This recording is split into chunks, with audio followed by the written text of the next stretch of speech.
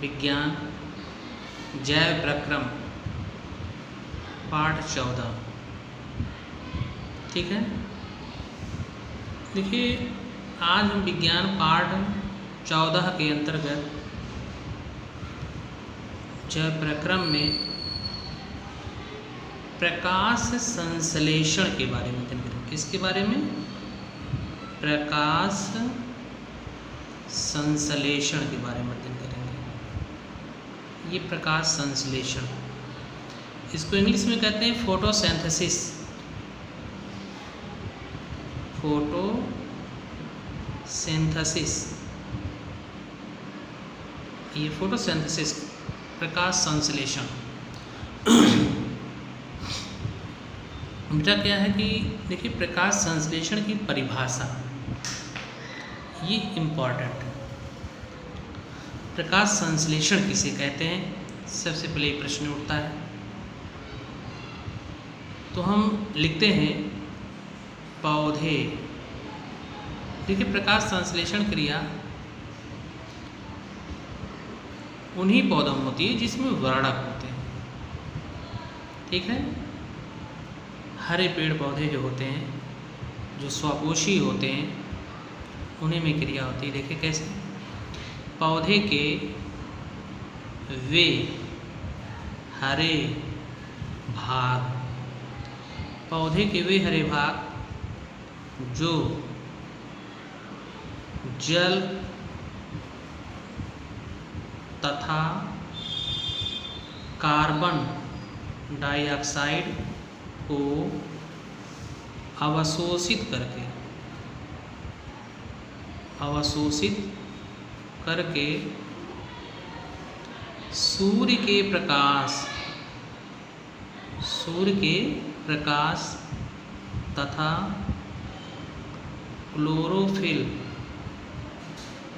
Chlorophyll की उपस्थिति में भोज्य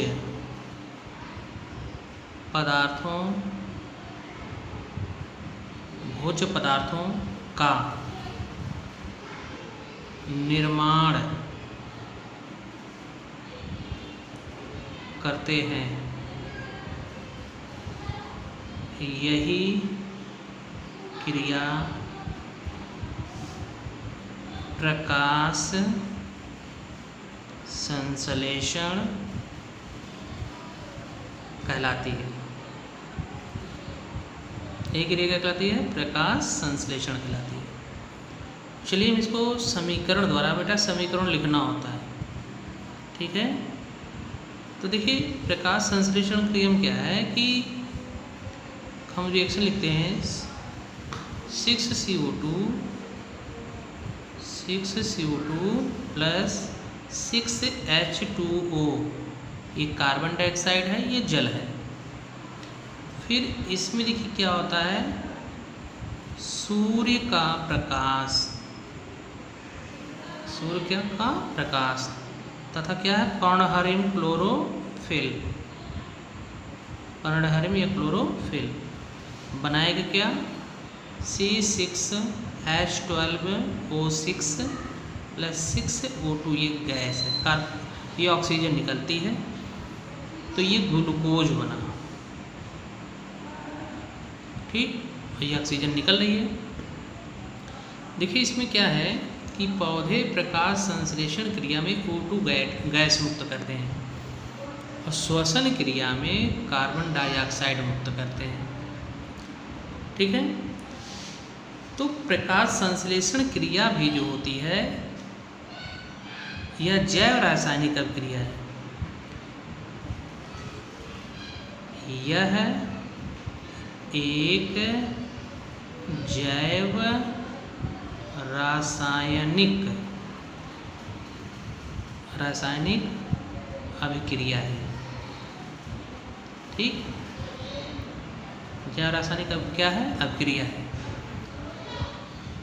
तो प्रकाश संश्लेषण की जो प्रक्रिया होती है, इसमें क्या होता है, प्रकाश संश्लेषण के लिए सूर्य का प्रकाश तथा क्लोरोफिल की उपस्थिति क्या है? आवश्यक है। तो क्लोरोफिल द्वारा जो प्रकाश ऊर्जा जो होती है वो अवशोषित की जाती है। मतलब ये जो क्लोरोफिल है इसी के द्वारा जो होता है प्रकाश ऊर्जा क्या होती है, अवशोषित की जाती है। तो जैसे सूर्य की जो विकिरण ऊर्जा होती है, सूर्य के प्रकाश में जो विकिरण ऊर्जा होती है ना, वो रासायनिक ऊर्जा में परिवर्तित होकर के खाद्य पदार्थों के रूप में संचित हो जाती है। जो ग्लूकोज क्या है, खाद्य पदार्थ है, ये इसी में संचित हो जाती है। ठीक, तो अब देखिए इसमें हाइड्रोजन है, ऑक्सीजन है, कार्बन है। ठीक है, तो ये हाइड्रोजन कहाँ से मिला, जल से मिला। कार्बन कहाँ से मिला, कार्बन डाइऑक्साइड से मिला। ठीक है, तो जब जल का जब अपघटन होता है तो अपघटन से निकली जो ऑक्सीजन होती है इस क्रिया में उत्पाद के रूप में, है ना, तथा वायुमंडल में क्या होती है, मुक्त हो जाती है। ठीक है, तो अब देखिए प्रकाश संश्लेषण की जो क्रिया विधि होती है, प्रकाश संश्लेषण की क्रिया विधि, प्रकाश संश्लेषण की क्रिया विधि। ठीक, अब देखिए प्रकाश संश्लेषण जो क्रिया है ना, एक जटिल, इसको कहते हैं कि एंडोथर्मल आत्मरोशी कहते हैं, उपचयी क्रिया है। तो प्रकाश संश्लेषण की ये क्रिया जो होती है 2 चरणों में होती है। यहाँ लिख देते हैं कि प्रकाश संश्लेषण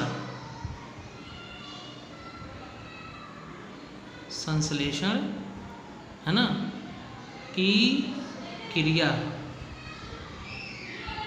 2 चरणों में पूरी होती है।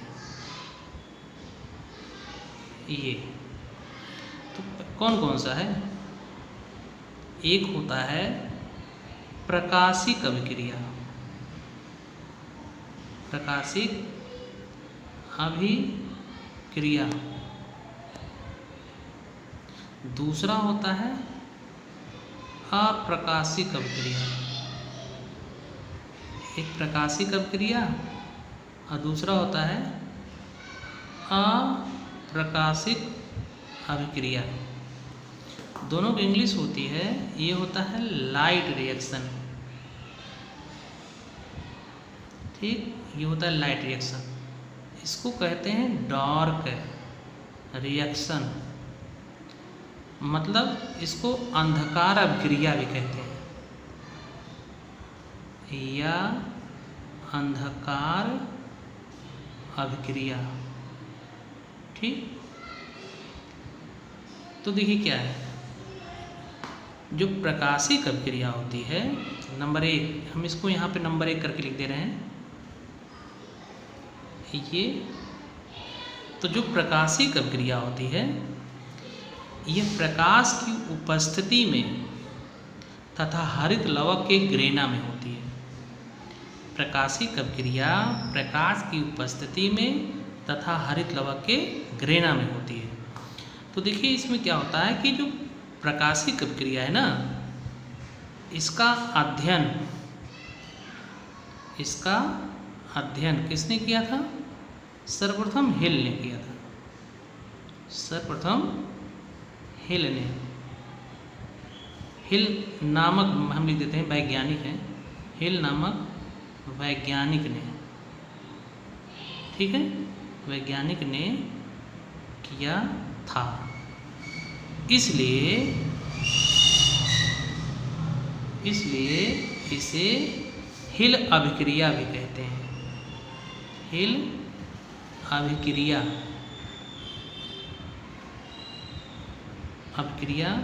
भी कहते हैं। ठीक, अब देखिए हमने कहा था ना कि प्रकाशिक अभिक्रिया प्रकाश की उपस्थिति में तथा हरित लवक के ग्रेना में होती है। तो ग्रेना कहाँ है, ग्रेना जो होता है, जैसे ये जो भाग है क्लोरोप्लास्ट का, ये दोहरी रचना है इसकी। ठीक,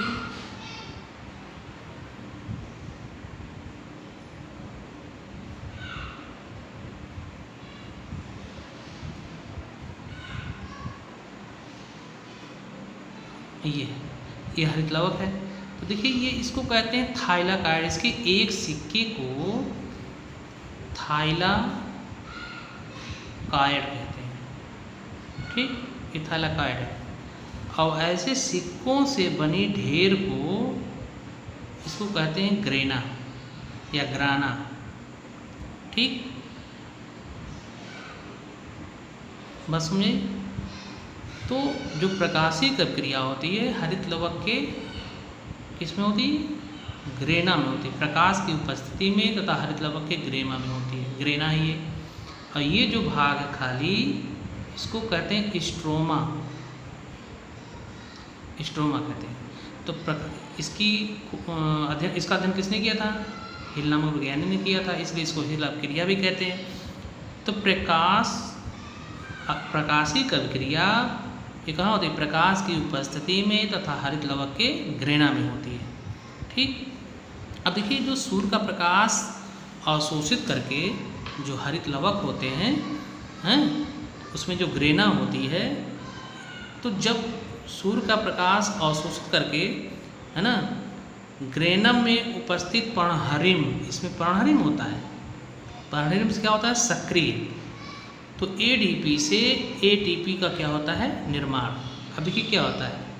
ADP plus IP is equal to ATP, मतलब इसको कहते हैं एडिनोसिन डाइफास्फेट।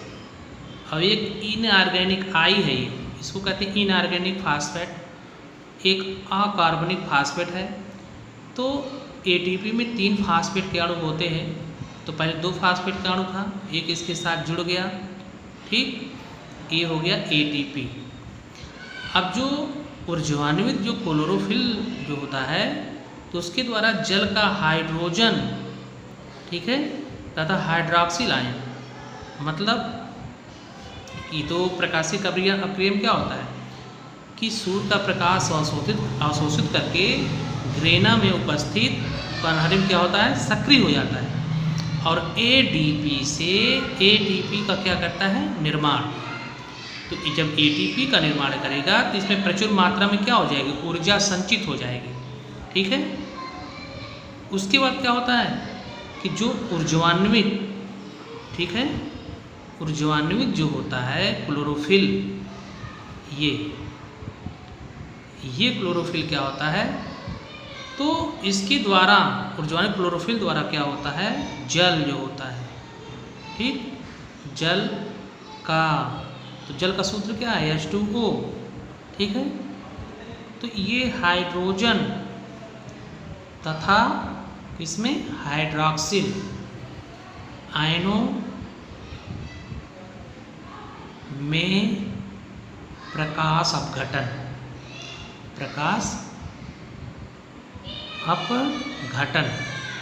ठीक है।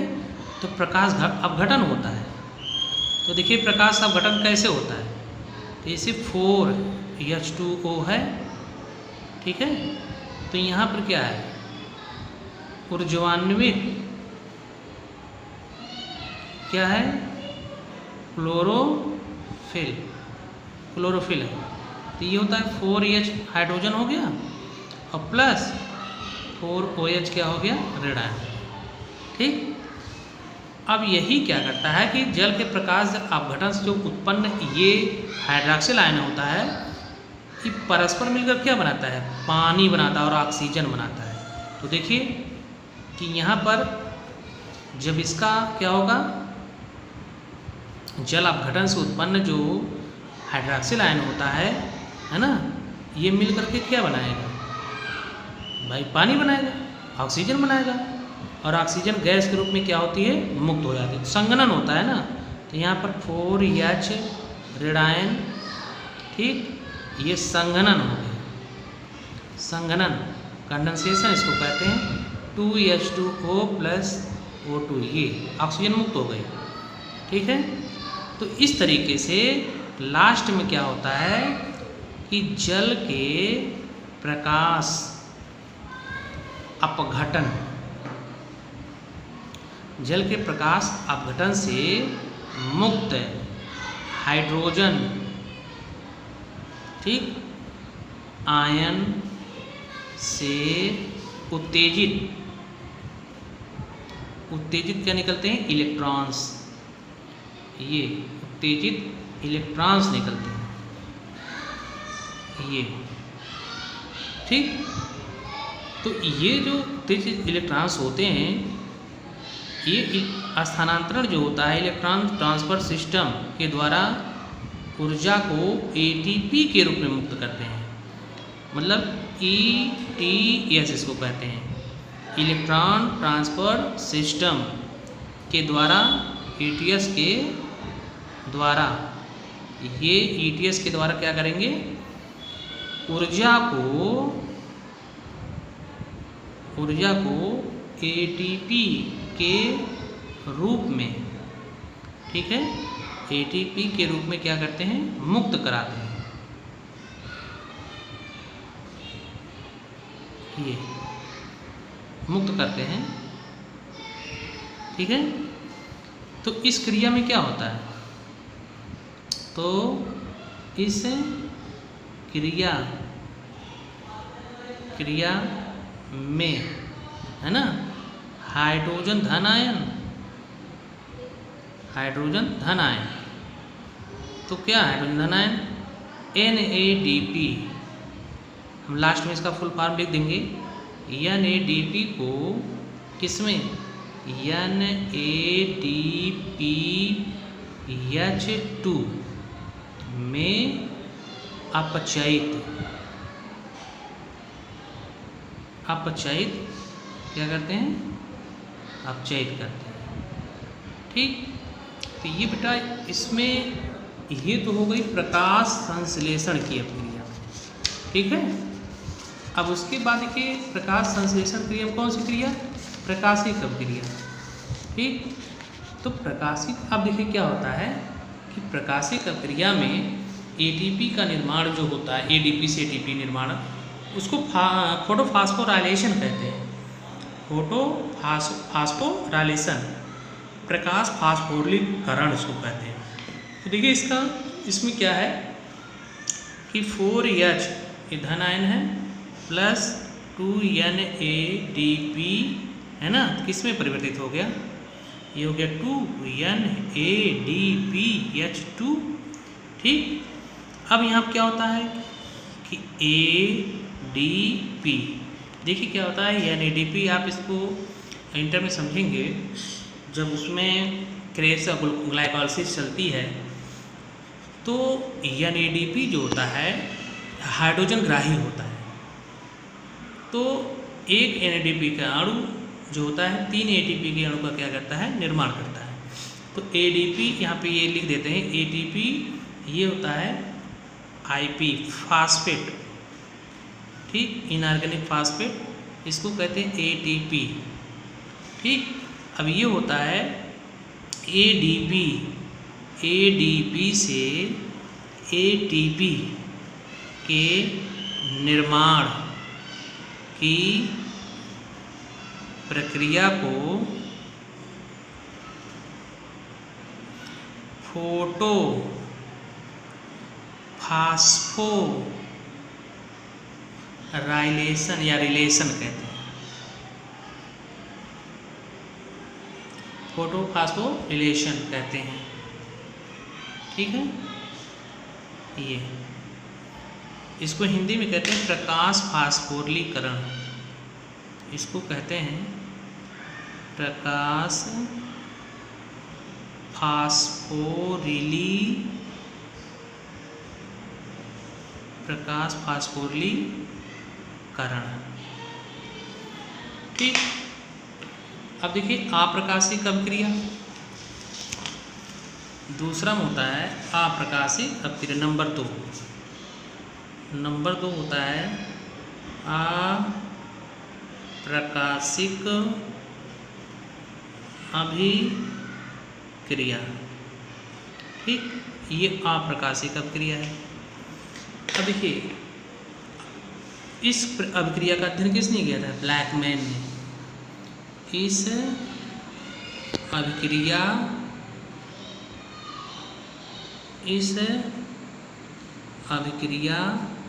का अध्ययन ब्लैकमैन ने किया था। ठीक, ब्लैकमैन ने किया था, इसलिए इसको ब्लैकमैन अभिक्रिया भी कहते हैं। तो देखिए हमने कहा था ना कि अप्रकाशिक अभिक्रिया प्रकाश की अनुपस्थिति में तथा हरित लवक के स्ट्रोमा में होती है। फिर सुन लीजिए, अप्रकाशिक अभिक्रिया प्रकाश की अनुपस्थिति में तथा हरित लवक के स्ट्रोमा में होती है। ठीक है, अर्थात अब क्या है कि इसमें प्रकाश की आवश्यकता नहीं होती। तो इस अभिक्रिया में क्या होता है कि CO2 के अपचयन से कार्बोहाइड्रेट बनता है। इस अभिक्रिया में CO2 के अपचयन से कार्बोहाइड्रेट बनता है। ठीक, तो देखिए इस अभिक्रिया में कई चरण होते हैं। ठीक है, यह अभिक्रिया निम्न चरणों में पूर्ण होती है, मतलब इसका भी चरण है। तो पहला में क्या होता है, जो चरण होता है इसमें होता है कि जो CO2 है ना, तो CO2 कार्बन डाइऑक्साइड के जो 6 अणु 6 CO2 लिखे थे, तो जो CO2 के 6 अणु हैं, ठीक, ये कोशिकाओं में उपस्थित जो होते 6 अणु कोशिकाओं में उपस्थित जो होते हैं, कौन से, RDP राइबोलोज डाइफास्फेट से क्या करते हैं, संयोग करते हैं। संयोग करके 12 मोल अणु किसका बनाते हैं, PGA, ये PGA का बनाते हैं। ठीक है, 12 मोल अणु से क्या करेंगे, PGA बनाएंगे। इसको कहते हैं फास्फोग्लिसरिक एसिड,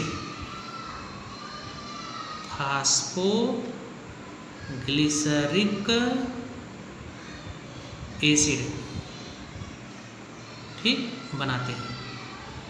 तो फास्फोग्लिसरिक एसिड बनाएंगे। अब उसके बाद दूसरे में जो होता है, दूसरे में क्या है, जो PGA है, PGA फास्फोग्लिसरिक अम्ल है, ये क्या करता है, NADP PGA NADPH2 से क्या होता है, हाइड्रोजन प्राप्त कर लेता है। हाइड्रोजन प्राप्त करके क्या बनाता है, PGAL फास्फोग्लिसरल, इसका सबका फुल फॉर्म बाद में लिख देंगे। PGAL फास्फोग्लिसरल्डिहाइड में क्या होता है, परिवर्तित हो जाता है। ये परिवर्तित हो जाता है, ठीक, हो जाता है ना, ठीक, हो जाता है। अब ये हो गया। तो अब जब ये परिवर्तित हो जाएगा तो फिर ये NADP खाली हो गया ना, तो फिर क्या होता है कि जब ये देखिए ये जब परिवर्तित हो जाएगा तो क्या हो जाएगा, तथा NADP, ठीक है, पुनः कहाँ चला जाएगा, पुनः प्रकाश अभिक्रिया। ये प्रकाश अभिक्रिया में क्या होता है, उत्पन्न आयनों को ग्रहण, ठीक, ये ग्रहण करने के लिए क्या होता है, स्वतंत्र ग्रहण करने के लिए स्वतंत्र हो जाता है, स्वतंत्र हो गया। ठीक, अब उसके बाद तीसरे स्टेप में क्या होता है, तीसरे स्टेप में कि जो PGAL है, PGAL अणु में 10 अणु पुनः RDP राइबो डाइफॉस्फेट में क्या होते हैं, बदल जाते हैं। ठीक, और शेष 2 अणु क्या बनाते हैं, हेक्सोज शर्करा, अर्थात शेष 2 अणु क्या बनाते हैं, ग्लूकोज बनाते हैं। ठीक, और इसी संपूर्ण चक्र को केल्विन चक्र कहते हैं। ठीक है, इसी संपूर्ण चक्र को क्या कहते हैं, केल्विन चक्र कहते हैं। अब चलिए हम जो छोटे छोटे जो थे फुल फॉर्म उसको लिख देते हैं। ATP इसको कहते हैं एडिनोसिन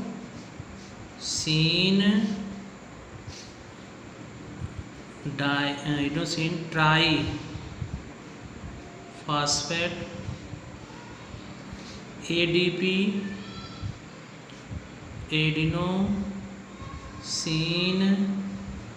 डाई फॉस्फेट।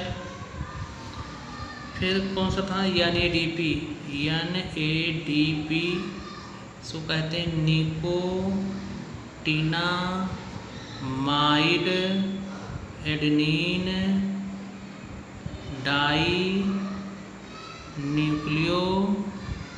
डाइफॉस्फेट कहिए, चलिए डाइफॉस्फेट ही कह देते हैं, डाइफॉस्फेट, चाहे डाइफॉस्फेट कहिए चाहे न्यूक्लियोटाइड।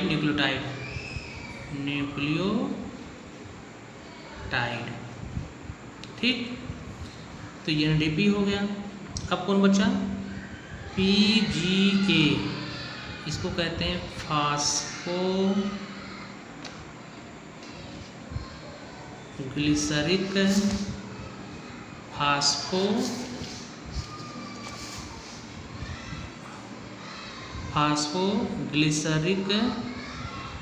अम्ल।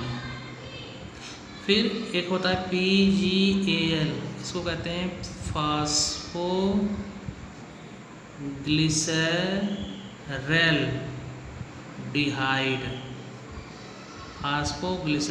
डिहाइड। ये शब्दावलियाँ हैं, फुल नेम इसका पूछा भी आता है। तो ठीक बच्चों, आप इसको अध्ययन करिएगा। ठीक है, ओके, धन्यवाद।